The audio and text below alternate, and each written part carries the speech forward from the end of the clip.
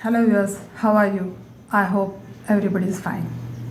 आज अर्चना आणि कॅटरीना गोरक्षण ट्रस्टकडून आपण एका अत्यंत महत्त्वाच्या मुद्द्यावर डिस्कशन करण्यासाठी आलेलो आहोत.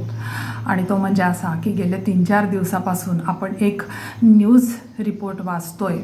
आणि तो म्हणजे असा की कोल्हापूर डिस्ट्रिक्टमध्ये शिरोळ तालुक्यामध्ये एक नांदणी मठ म्हणून आहे. आणि या मठामध्ये एक महादेवी नावाची हत्ती गेल्या अनेक वर्षापासून अगदी फॉर डिकेड्स तिथे वास्तव्य करून होती. त्या हत्तीचा सगळ्या गावकऱ्यांना लळा होता आणि तिची बऱ्यापैकी तिथे देखभाल करण्यात येत होती. आणि अचानक एक दिवस रिलायन्स इंडस्ट्रीजतर्फे वनतारा फाउंडेशन नावाचं एक ॲनिमल रेस्क्यू सेंटर आणि रिहॅबिलिटेशन होम गुजरातमधल्या जामनगरमध्ये चालवण्यात येत आहे. त्यांनी असा निर्णय घेतला की या हत्तीणीला आता आपल्याकडे आपल्या कॅप्टिव्हिटीमध्ये आणायचं. आणि मग साहजिकच गावकऱ्यांचा विरोध झाला आणि ही केस कोर्टात गेली. आणि फायनली कोर्टाकडूनसुद्धा त्यांना ग्रीन सिग्नल मिळाला, सगळ्या परमिशन्स मिळाल्या आणि या वनतारा फाउंडेशननी ही हत्तीण त्यांच्याकडे गुजरातसारख्या दूर ठिकाणी तिथे नेली.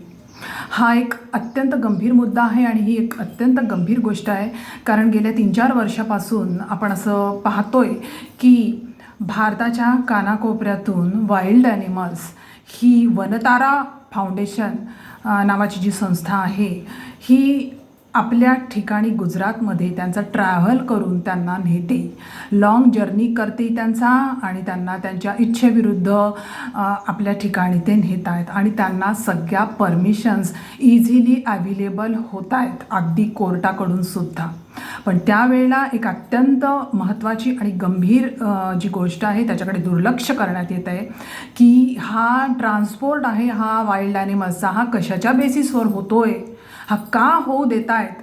कारण जिथे ते राहत आहेत ज्या ठिकाणी, उदाहरणार्थ आता महाराष्ट्रातली ही गोष्ट आहे, तेव्हा इथे महाराष्ट्र शासनाचे गव्हर्मेंट व्हेटरनरी क्लिनिक्स अवेलेबल आहेत. शासनाचे दवाखाने, पशुवैद्यकीय दवाखाने अवेलेबल आहेत.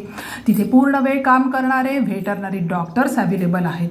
मग जर तो प्राणी आजारी आहे तर त्याची शुश्रूषा, त्याला जर काही मेडिकल हेल्प हवी असेल तर ती इथे लोकल लेवलवर देता येऊ शकते. प्रत्येक जिल्ह्याच्या ठिकाणी हा शासकीय पशुवैद्यकीय दवाखाना तिथे अवेलेबल आहे.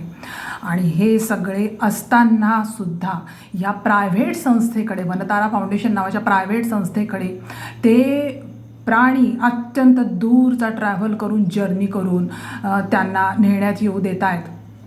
आणि हे नेताना त्या प्राण्यांना होणारा त्रास, त्यांना नको असणारा तो जर्नी, त्यांची लोकल हॅबिटॅट जी आहे, त्यांची नॅचरल हॅबिटॅट जी असते जिथे ते राहत असतात ती मोडण्यात येते, ती डिस्टर्ब करण्यात येते आणि त्यांचं सगळं जे वातावरण आहे ते तिथे तोडण्यात येतं. आणि मग ह्या प्रायव्हेट संस्थेकडे गुजरातसारखं अत्यंत दूर जामनगरसारखं ठिकाण आणि ज्याला सी शोअर असल्यामुळे ते अत्यंत ह्युमिड आणि हॉट क्लायमेटमध्ये मोडतं आहे, अशा ठिकाणी त्यांचा प्रवास हा करण्यात येतो आहे. आणि हे अत्यंत इल्लिगल आणि दुर्दैवी आहे की अशा तऱ्हेने हा प्राण्यांचा ट्रान्सपोर्ट करणं. जर या संचालकांना, या वनतारा फाउंडेशनच्या संचालकांना जर खरंच असा फार कन्सर्न आहे ॲनिमल्सबद्दल, त्यांना खरंच फार केअरिंग ॲटिट्यूड आहे त्यांचा, तर ते असंही करू शकतात की आपल्यातर्फे एक व्हेटरनरी डॉक्टर्सची टीम अवेलेबल करून देऊ शकतात. आणि काही फूड आणि मेडिसिन्स पाहिजे असेल तर ते त्या ठिकाणी जिथे ते ॲनिमल्स आहेत त्या ठिकाणी त्यांना ते पोचवू शकतात, ती हेल्प. पण असं न करता केवळ आपल्या शौकासाठी, आपल्या हट्टासाठी ते तिथे त्या प्राण्यांना त्यांच्या जागेवरून, त्यांच्या हक्काच्या जागेवरून त्यांना डिस्टर्ब करतायत आणि त्यांच्या इच्छेविरुद्ध त्यांचा ट्रान्सपोर्ट करून ते आपल्या ठिकाणी नेत आहेत आणि त्यांना त्या परमिशन्स सगळ्या मिळत आहेत. हे अत्यंत चूक आणि अत्यंत दुर्दैवी आहे.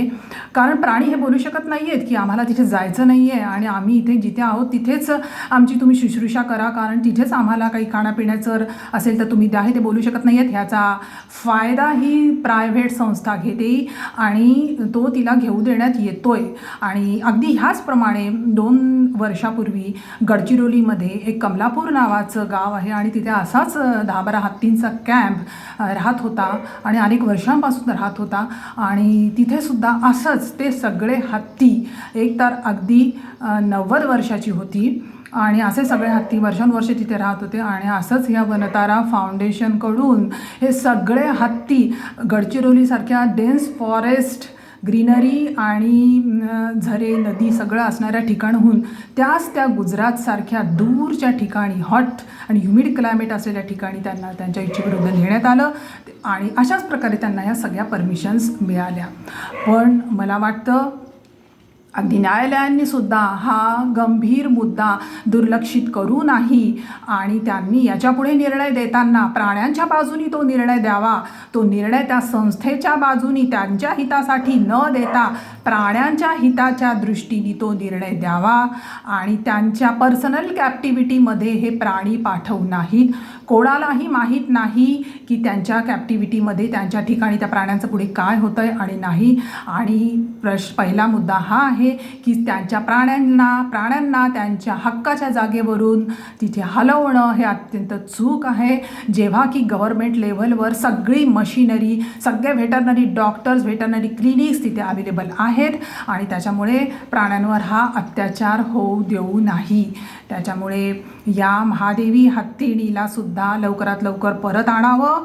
त्या वनतारा फाउंडेशननी तिला परत करावं आणि त्याच्यानंतर त्यांनी पुन्हा भारतातल्या कोणत्याही स्टेटमधल्या वाईल्ड ॲनिमल्सच्या वाटेला जाऊ नाही. आणि त्यांना जर काही हेल्प करायची असेल तर त्यांनी ती लोकल लेवलवर जाऊन करावी आणि त्यांना तशा परमिशनसुद्धा याच्यापुढे मिळू नाही अशी अपेक्षा आमच्या ट्रस्टकडून केल्या जाते. आणि मला वाटतं सगळे व्ह्युअर्ससुद्धा हाच विचार करतील.